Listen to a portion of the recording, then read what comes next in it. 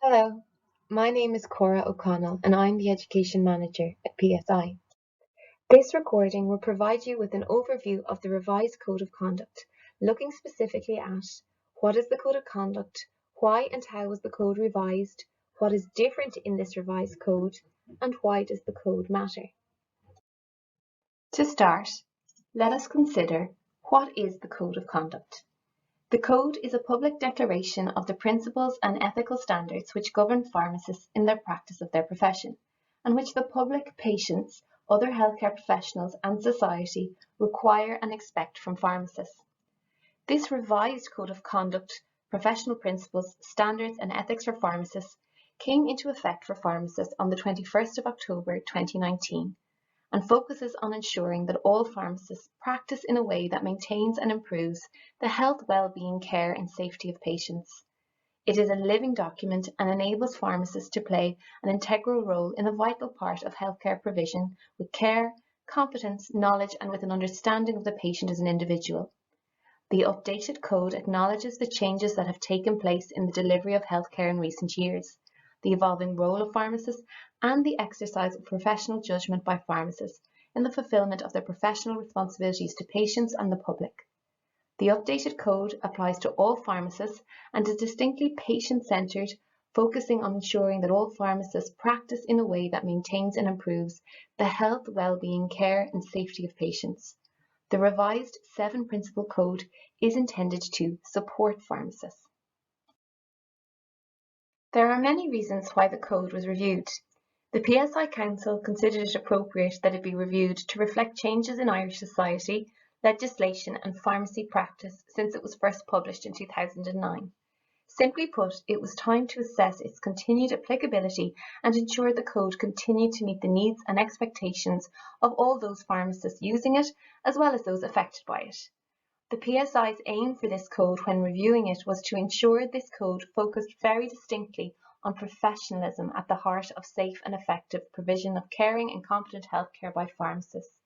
Also, that it is fair, reasoned, accessible, and that anyone who reads it can understand what they can expect of their registered pharmacist. The PSI also aimed to offer a principles-based approach with this code that can guide and support the pharmacist, provide standards of accountability, and remain agile and adaptable for what will come in the future. The code is designed to be clear in the standards and expectations it sets for pharmacists. Healthcare and its regulation evolve with the needs of our society and its citizens, advancements in clinical practice, medicines and technology, and our understanding of what is good, effective and quality practice. Codes of conduct exist to support and set the standards for practice in handling the day-to-day, as well as the nuances of healthcare provision in the 21st century. The review of the existing 2009 Code of Conduct for Pharmacists occurred over a 2-year period, starting in 2017. The slide on the screen provides an overview of this review process. Firstly, we started with desk research. To do this, we explored ethics, looked at other codes of ethics around the world and from different professions. We also attended conferences and reached out to experts whom we felt may be able to help us. This coincided with a public consultation where we reached out to pharmacists, the public and stakeholders to find out their opinion on the current code and suggest any changes they would like to see. We also held expert workshops with experts in law, ethics and various areas in the health section of our government. We also held workshops with other staff in the PSI, including pharmacy inspectors and our legal team. Using all of this information and by collaborating with internal and external colleagues, we were well equipped to draft a new code of conduct. This was an iterative process and we were very careful to ensure that all feedback and comments were taken on board.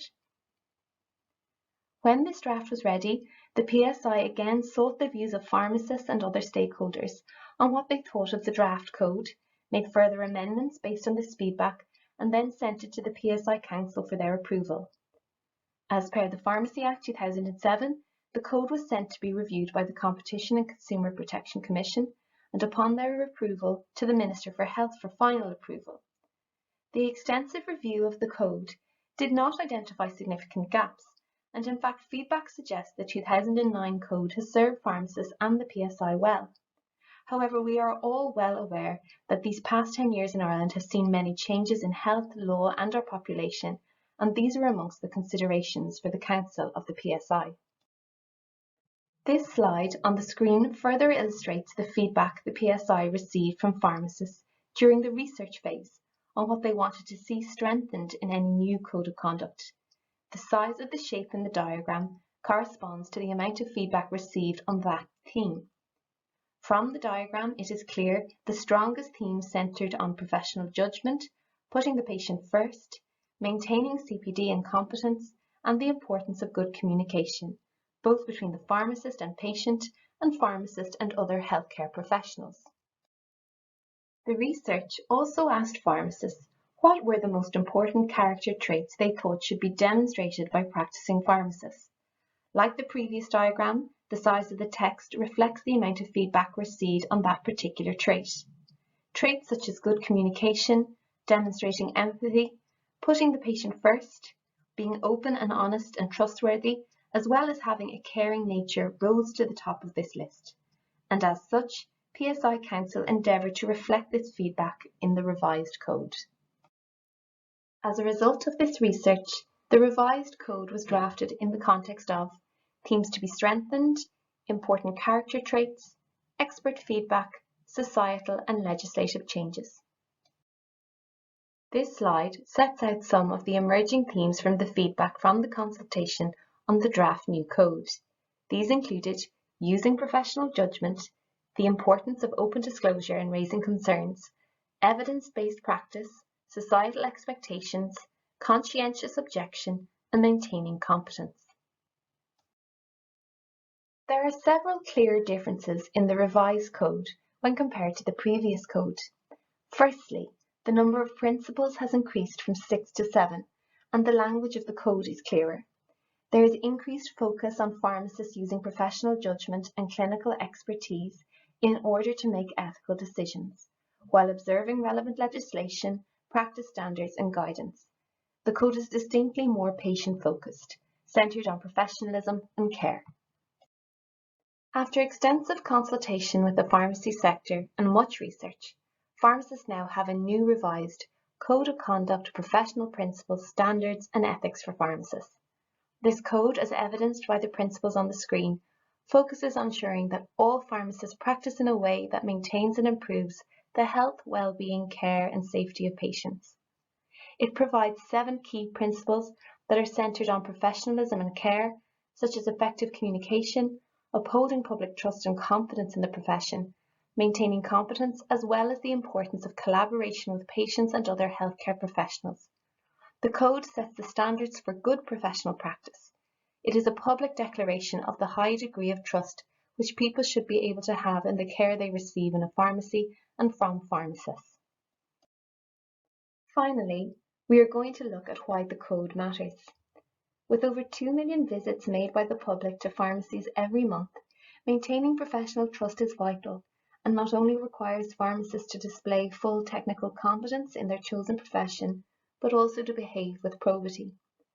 All pharmacists can take pride in demonstrating commitment in day-to-day practice to professional patient-centred care. There are 4 main reasons as to why the code matters. It provides a framework through which pharmacists can deliver ethically led healthcare. It can be used in cases of misconduct brought against a pharmacist. It has real-life applications and is used by pharmacists in tandem with legislation and practice guidance to make ethical decisions and justify them in the public interest. It aims to support and nurture the trusted relationship that exists between pharmacist and patient. To start, let's examine the area of ethics and its relationship to the code. Ethics represents a set of values which sit at the centre of the profession's expected behaviours. Ongoing ethical behaviour builds a professional representation of the individual pharmacist and of the profession as a whole. Ethical values provide a framework to support a professional in making difficult decisions and guide their practice in the interests of patients and the public, while also acknowledging his or her duties and obligations as a professional. The Code of Conduct also matters when we are assessing a pharmacist's fitness to practice. The Pharmacy Act defines professional misconduct as an act, omission, or pattern of conduct which amongst other things is a breach of the code. Any breach of the code must be interpreted in light of the case law to mean a serious breach if it is to amount to professional misconduct. According to the case law, a serious breach is a breach whereby a pharmacist's conduct is considered to have fallen seriously short by omission or commission of the standard of conduct expected amongst practitioners. The Act also provides that professional misconduct does not include an act, omission, or pattern of conduct that consists of a wrongly formed but honestly formed professional judgment. Pharmacists must comply with the principles of the Code and apply the principles to their everyday practice. Pharmacists must use their professional judgment and clinical expertise in order to make ethical decisions while observing relevant legislation, practice standards, and guidance. This may involve balancing different responsibilities and priorities. The Code is a framework to ensure that the health, well-being, care, and safety of patients is the pharmacist's primary priority. Pharmacists are personally accountable for their actions and must be in a position to justify any decision made. The Code is applicable to all registered pharmacists because the action of any pharmacist may impact on the profession as a whole and on broader patient welfare, even when he or she does not have any direct contact with patients. And finally, the Code matters because the public and other healthcare professionals place significant trust in every pharmacist. The pharmacist must maintain a high level of professionalism and competence in order to earn and maintain that trust. Pharmacists are required not only to display full technical competence in their chosen profession, but also to behave with probity and integrity and to be accountable in this regard for their actions or omissions. This Code provides all pharmacists with a framework to provide care to patients and to exercise professional judgment. As professionals, pharmacists operate in the grey many times. There sometimes simply is no right answer, but that is okay. However, pharmacists are personally accountable for all actions and must be able to justify any decision made. The revised code came into effect on the 21st of October 2019.